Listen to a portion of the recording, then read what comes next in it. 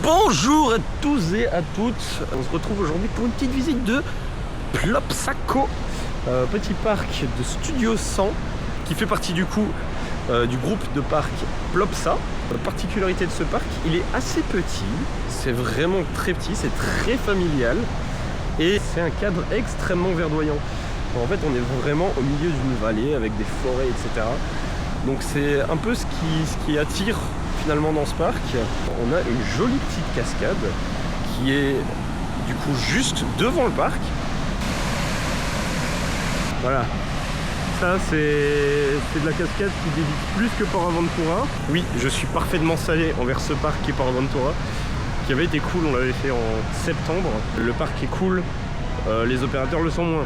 Bref, ce n'est pas le sujet, on va quand même continuer notre petit tour. Et extrêmement verduré tout ça, avec des petits points d'eau.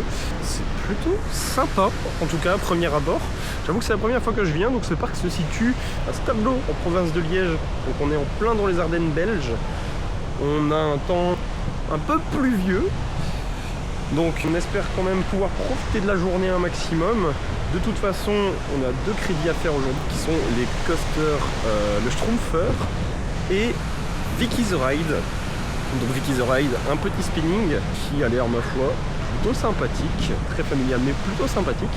Grande chance, le parc a l'air complètement désert malgré le fait qu'on soit un samedi. Donc ça va dans notre sens.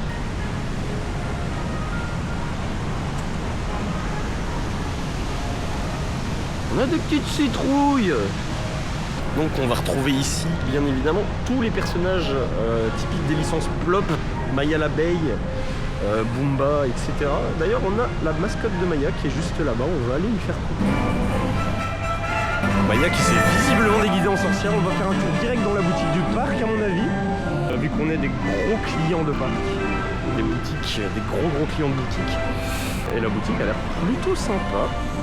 Ça a l'air un peu dans l'esprit du parc, un peu boisé.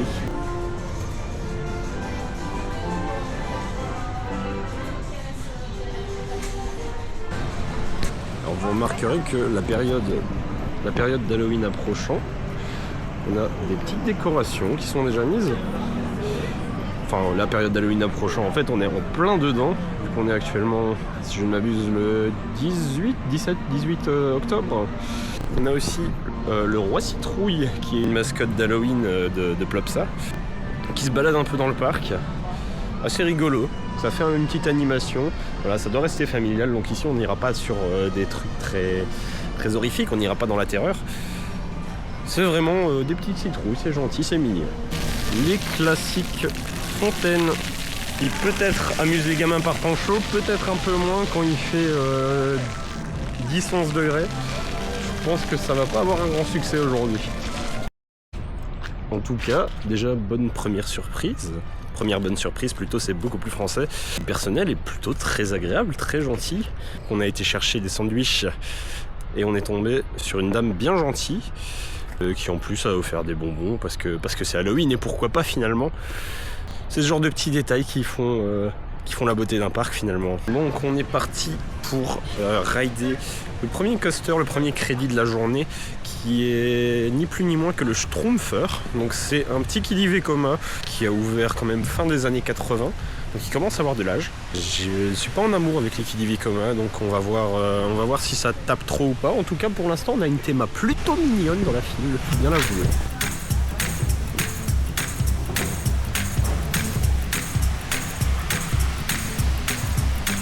Avec les petits Schtroumpfs.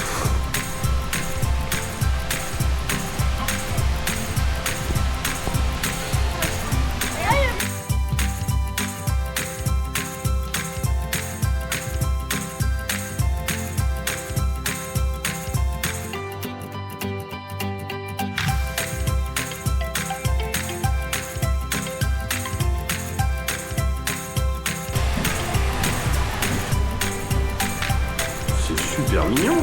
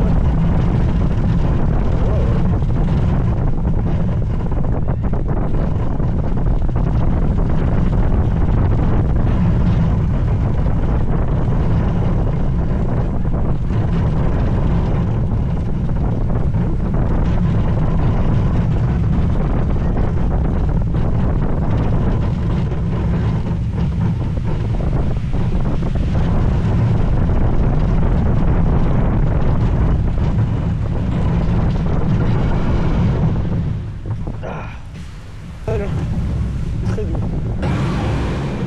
Petit débrief du coup de ce Kiddy Vekoma qui est le Schtroumpfer. Donc quand même il date de fin 80. Il est hyper smooth. C'est le genre de Kiddy qui respecte les enfants. Il y a des forces beaucoup plus prononcées que ce que j'aurais cru. Des petites drops qui sont vachement sympas. Et globalement, l'environnement en fait rend le truc plutôt intéressant. Je pense qu'il y a un spectacle qui se prépare. En tout cas, c'était super sympa. On le refera sûrement vu qu'il n'y a absolument pas un chat dans le parc. Et je pense qu'en last, il peut être très intéressant. Il peut être bien poussif. Donc on verra ça. Là tout de suite, on va dans un premier temps regarder s'il y a un spectacle qui sort. Parce que j'ai devant moi de la musique qui s'est déclenchée, un éclairage aussi. Finalement, il n'y a pas l'air d'avoir de spectacle. On va aller directement sur le vol de papillons qui a l'air thématisé sur Maya l'abeille, si je ne m'abuse. Il n'y a personne, on va avoir l'attraction pour nous tout seul, c'est formidable.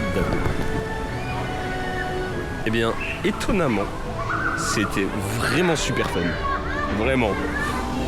C'est un petit flat qui bascule bien, qui monte, mine de rien, plutôt haut. Je pense pour des enfants, ça va être assez impressionnant. Et vraiment, en fait, les effets de basculement sont assez vénères, assez poussifs. Et ça rend le truc vraiment fun à faire, en fait. Enfin, je me suis bien amusé premier degré. Il n'y a pas besoin d'être forcément un enfant pour faire ça, pour s'amuser. Je trouvais ça vachement sympa. Le classique de Plopsaland, le Dino Splash. Ici est un toboggan et pas un flume comme on a à Plopsaland de Panne. Pour une raison évidente de je ne veux pas me mouiller les fesses par ce temps froid. On évitera aujourd'hui de le faire. Je pense que c'est pas une grande perte, hein. C'est bêtement des toboggans avec de l'eau. Donc, pas une grande perte pour le coup. Tout comme à Plopsaland, on ne fera pas les chaises. Le Mega Mini Flyer, qui est une machine sur laquelle je risque de ne jamais poser mes fesses de ma vie puisque ça me terrifie. Je pense qu'à la place, on va se contenter de refaire un flat ride ou deux en attendant de faire Vicky's Ride. Et je pense qu'on va commencer ici avec les vélos volants, donc toujours un flat ride un peu dans le même style que le précédent, mais ici sur le thème de Mega Mindy, et si je ne m'abuse, il y a le même à Plopsaland de Panne d'ailleurs. Bon, c'est un flat ride, tout ce qui est de plus classique, sans grand étonnement. Ça bascule moins, donc forcément moins fun que le vol des papillons. Je pense pas qu'on y retournera de la journée. N'empêche que pour les enfants, ça doit être tout aussi mignon et ça reste un parc familial, donc on touche parfaitement la cible. Chose à noter, des vendeurs dans les boutiques, dans les sandwicheries, etc. qui étaient sympas. Ben, force est de constater que les opérateurs aussi.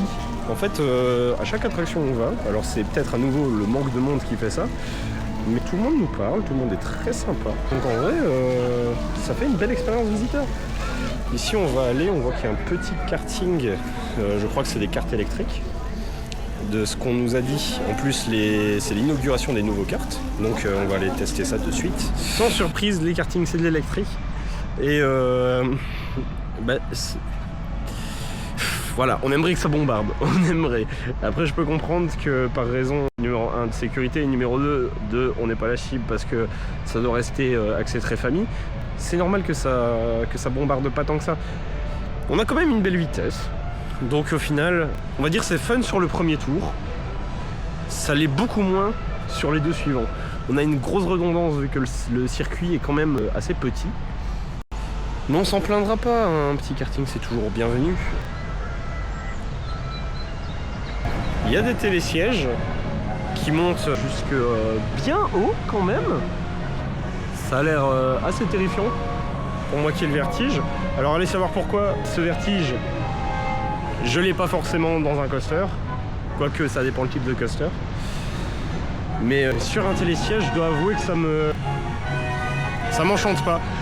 Il n'empêche qu'ils ont mis une sorte de grosse figurine de Maya l'abeille et de Vic le Viking sur les télésièges.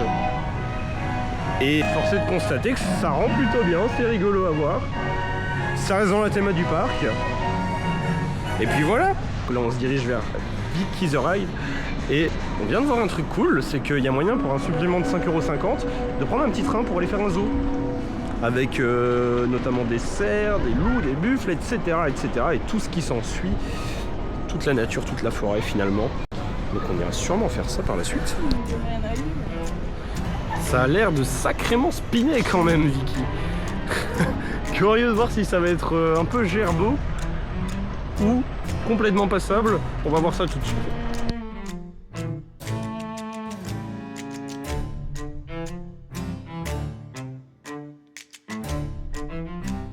Un peu le petit RTH de Plopsaco finalement. Alors je pense qu'on aura droit à une qualité assez moindre. C'est un spinning Gerschlauer avec comme particularité le fait que les places soient des trains de 4 où du coup vous regardez les deux places d'en face en fait. C'est des places qui se regardent en intérieur et c'est une petite particularité cool. Et c'est ce modèle là qu'on aura sûrement le droit d'avoir au parc Astérix en 2025 si je ne m'abuse. Hâte de découvrir ça alors.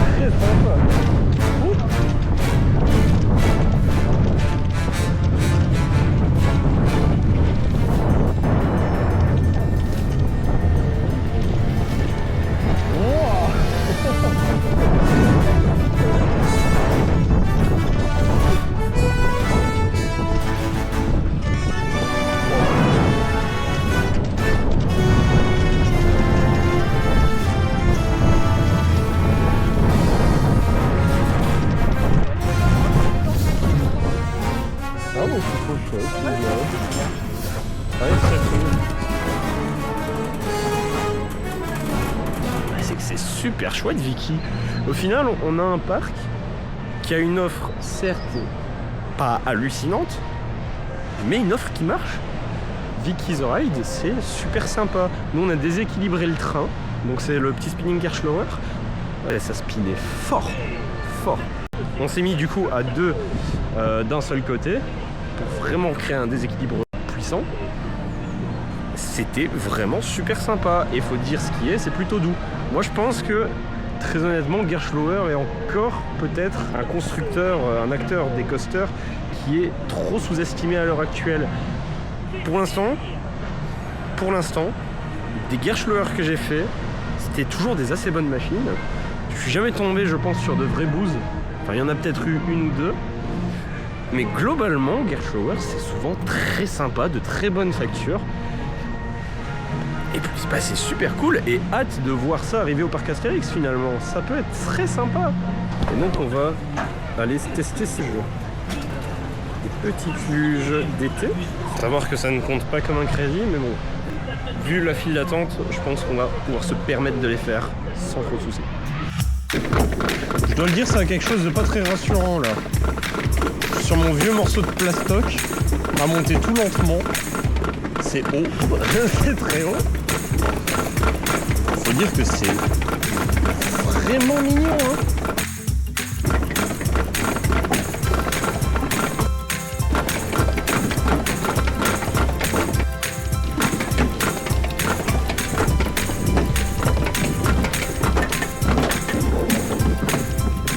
Et nous voilà en haut.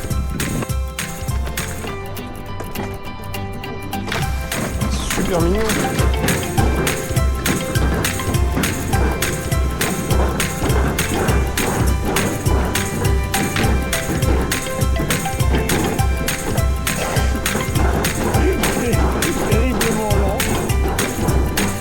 J'avance pas. Ah, je prends la vitesse.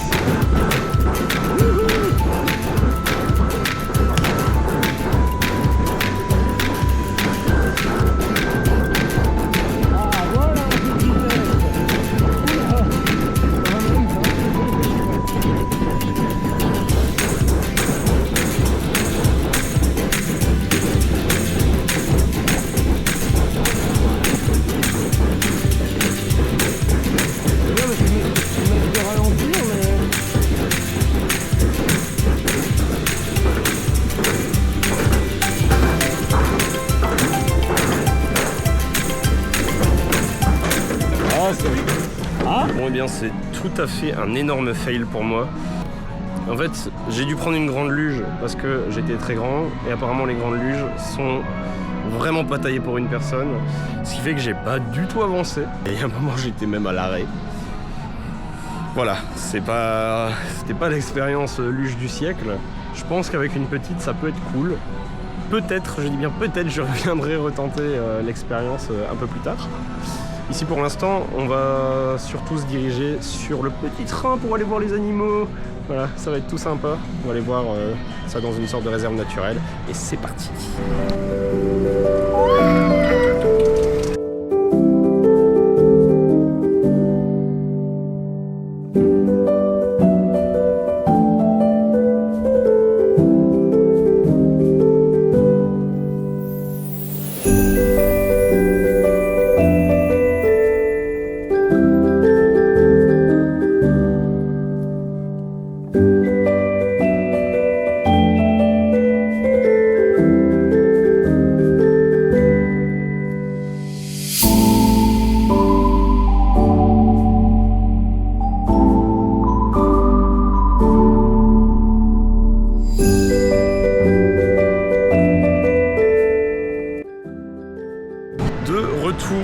De la petite balade en petit train pour aller voir les animaux.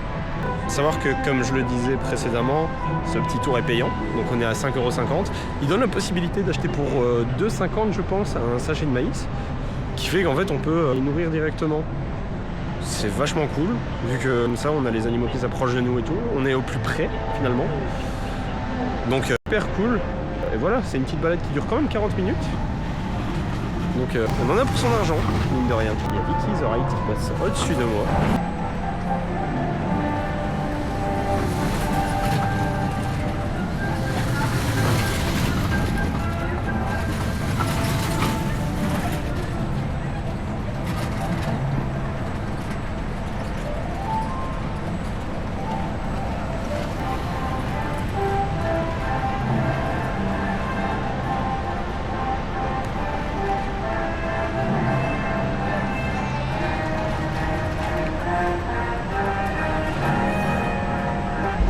En général le moment que je regrette parce que bien sûr je vais tester le Flume sur le thème de Maille à l'abeille, mais il fait pas très chaud.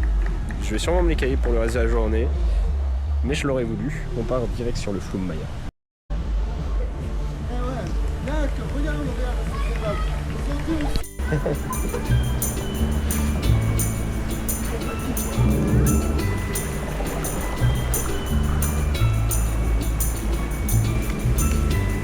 Attention, ça bombarde.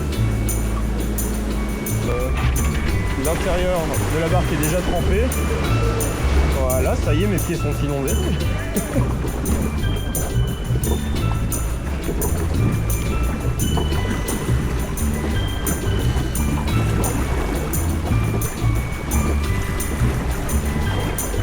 Alors, faut le dire, la Théma est entre sympathique et très laide. C'est bien entretenu. Oh, ça va. Ah, c'est plutôt cool en vrai. C'est une petite balade finalement.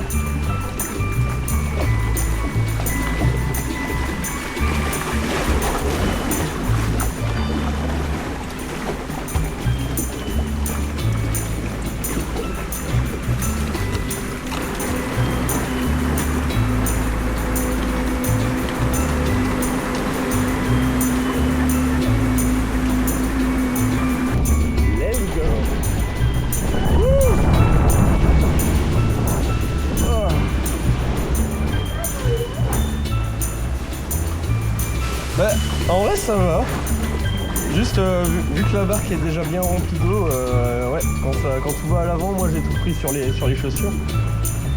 Donc ouais, ça mouille un peu.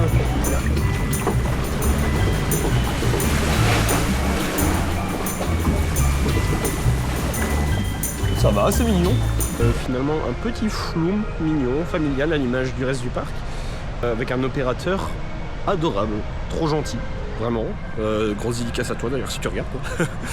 On a pu discuter de pas mal de trucs du parc, des petits trucs qui peuvent se passer en coulisses des fois, donc hyper intéressant, hyper enrichissant.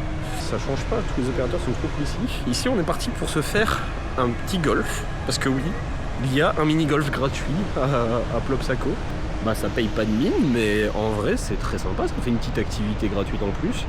Et mine de rien, ben ça fait longtemps que j'ai pas fait une mini-golf, donc plutôt hâte de reprendre le club et d'absolument éclater mon adversaire présente. On va passer l'obstacle en 3. Tu vas voir ce que tu vas voir.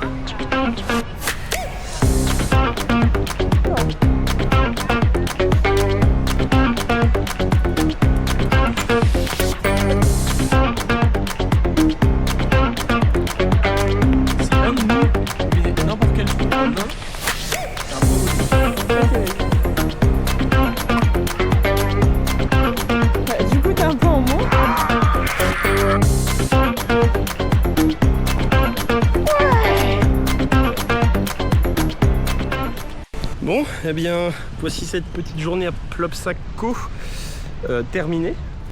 Parc, je dirais, surprenant en réalité.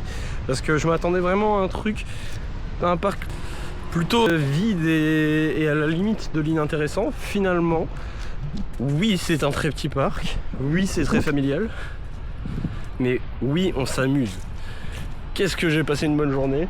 Et je peux vous assurer que j'ai fait des grands parcs qui étaient vachement moins fun que ça, ou en tout cas qui laissaient un goût amer à la fin de la journée, dans tous les cas. Je dirais le plus gros point positif de ce parc, en vrai, c'est ses opérateurs, globalement ses employés, qui sont mais des amours. Vraiment, je le redirai jamais assez parce que c'était franchement choquant. On a fait pas mal de parcs où on était très contents des opérateurs. Ici, c'est un autre niveau. Ils sont vraiment adorables. Donc, dédicace à eux tous. Vous régalez. Voilà, c'est dit. Mis à part ça, le Schtroumpfer, comme je l'ai déjà dit, c'est que c'est vachement pas mal étonnamment. Grosse surprise, c'est quand même sa thématisation et sa fluidité. Enfin, la thématisation est juste super belle. La fluidité est franchement impeccable, surtout pour un coaster aussi vieux. Surtout pour du Vekoma. Le Vicky the Ride qui est un vrai coup de cœur. Qu'est-ce que ça spin? Mais qu'est-ce que ça spin? C'est des barres de rire à chaque ride. On a testé de se mettre un peu à tous les sièges, un peu toutes les dispositions possibles. Il n'y en a pas des tonnes hein, vu qu'il n'y a que 4 places. C'est hilarant. Franchement, ce petit coaster qui paye pas de mine hein, pourtant, est franchement très sympa. Le cadre naturel, c'est génial. La petite balade avec les animaux, faut payer un petit supplément, mais c'est génial. Ce parc est un vrai coup de cœur. Et je pense sincèrement que j'y reviendrai. En tout cas, moi je vous conseille, surtout si vous avez des enfants, surtout si vous voulez une petite journée détente, une journée en famille, c'est vraiment idéal. L'accès est pas forcément compliqué en temps normal vu que vous avez une gare qui est à 150 mètres, 200 mètres peut-être du parc. Voilà, moi ce que j'aurais peut-être aimé, un peu la même remarque que j'avais fait pour Fantasyland, j'aurais aimé un Dark Ride. Un Dark Ride pour moi, alors oui, ça retire peut-être ce côté du coup nature qui est un peu le principal atout du parc vu que par essence on est en intérieur sur un Dark Ride, mais franchement je pense que vu la clientèle, un Dark Ride ça serait pas déconné à Plopsaco, ça serait vachement cool. Donc voilà, ça sera tout pour moi. N'hésitez surtout pas à mettre le petit like, le petit abonnement, ça fait hyper plaisir, ça soutient la chaîne, c'est trop sympa et ça me permet de continuer à vous montrer ces jolis parcs de nos régions. Voilà, je vous laisse, bisous.